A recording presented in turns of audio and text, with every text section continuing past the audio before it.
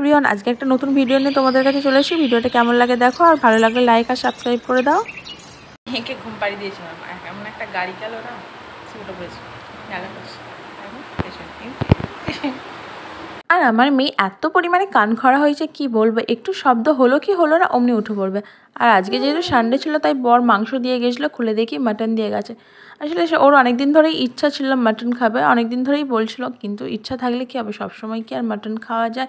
মটনের এমনিও যা দাম বাবা, সবসময় কেনা তো সম্ভব নয় আমাদের পক্ষে। যাই হোক, মাটনগুলোকে ধুয়ে এখন জল ঝরাতে দিয়ে দিয়েছি, পরে ম্যারিনেট করে নেবো।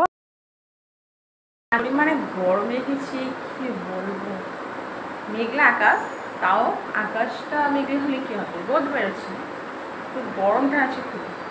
আমি তো রান্নাঘরে ছিলাম, রান্নাঘরে মাংস ধুয়ে আর এত পরিমাণে আমাকে গরম লেগে গেছে, আমি ওই জন্য ঘরে এসেছি খাবো বলে। ভীষণ গরম লাগছে। 11টা বেজে গেছে আর মেয়েটাকে চান করাবো, বেলা হয়ে গেছে, তাই মেয়েকে আগে চান করে নেবো, এসে বাকি মাংসটা রান্না করবো। তেলটা মাখাচ্ছি ওকে এখন। আমার মেয়েকে না তেল মালিশ করলে না ও খুব আরাম পায়, ও চুপ করে থাকে আর পাগুলোকে সজ্জা মিলে দেয়। আমার মনে হয় ওনার শরীরে খুব আরাম পায়, কারণ ও সারাদিন তো পা ছড়াছড়ি করে, তাই তেলটা মালিশ করে দিলে ওর আরাম হয়। আর দেখো, তেল মালিশ করিয়ে ওপরে নিয়ে এসে স্নান করাবো বলে। আর এত পরিমাণে বৃষ্টি নেমে গেছে, আজকে বৃষ্টিটা অনেকক্ষণ ধরেই হয়েছিল। আজকে বৃষ্টিটা দেখছিলাম আর ভাবছিলাম বিকালবেলার দিকে যেন বৃষ্টিটা না হয়, নাহলে সব কিছু ভেস্তে যাবে। কারণ আজকে ক্যামেরাম্যান আসবে আমার মেয়ের ফটোশ্যুট করার জন্য। আর এই দেখো, আমরা ছাদে চলে এসেছি, ক্যামেরাম্যান বললো যে ছাদে চলো, ছাদের ভিউটা নেবে বলে মা আর বেটিতে রেডি হয়ে ছাদে চলে এসেছি। আর এত পরিমাণে গরম লেগে গেছে শ্যুট করার পর যে একটা থামস আপ ছিল সেটাকেই খেয়ে নিয়েছি। আর থামস আপের বোতলটা যেহেতু ঠান্ডা ছিল ওটাকে গালে ঠেকিয়ে বসেছিলাম। আর আমার মেয়ের সঙ্গে সন্ধ্যেবেলা দুষ্টুমি করছিলাম, একটু খুনসুটি করছিলাম। আমাদের মা মেয়ে মিলে, কেউ নেই বাড়িতে, কি করবো, দুজন মিলে একটু খেলা করছিলাম, আমি ছাড়া আর কে আছে মেয়ে। আর মেয়ের পাপা ওকে এই খেলনাটা এনে দিয়েছিল, ওই খেলনাটার অবস্থা ও যা করছে বাপরে। ওপরে যে পাইপটা আছে ওটা তো পুরো বাঁকিয়ে দিয়েছে লাথি মেরে মেরে। ও ওখানে যেখানে মিউজিক বাজে ওখানে পা দিয়ে লাথি মারবে না, ও ওপরগুলো লাথি মারবে। কি অবস্থা করেছে ওটার। আজকে আমার মেয়ে ন্যাড়া হবে আর বাবা পঞ্চানন্দের কাছে ওর চুল দিয়ে আসা হবে। আমাদের নিয়ম আছে যে তোমার অন্নপ্রাশনের আগে বাচ্চাদের চুল কেটে মানে ন্যাড়া করে দিতে হয়। আর একটুখানি পর হবে আমার সোনা ন্যাড়া। চুলটা ভিডিও করে রেখে দিই একটুখানি। হ্যাঁ, চুলটা ভিডিও করে রেখে দিই একটুখানি। আজকে মন্দিরে এত পরিমাণে ভিড় হয়েছে কি বলবো। আর আমরা সবাই এই যে বসে আছি, আর এই দেখো কত ছবি আছে বাচ্চাদের। আরও অনেক ছিল, অনেক তো খুলে দিয়েছে কারণ এত রাখার জায়গা হয় না। আমার মানেরও ছবি নিয়ে আসা হয়েছে, ওটা আগে পুজো হবে তারপর লাগানো হবে। এই যে মানুষকে ন্যাড়া করা হচ্ছে, রে বাপরে এত পরিমাণে কাজ ছিল কি বলবো। বাড়ি আসতে আসতে অনেকটা দেরি হয়ে গেছিলো, দুপুর হয়ে গেছিলো, 2টো বেজে গেছিলো প্রায়।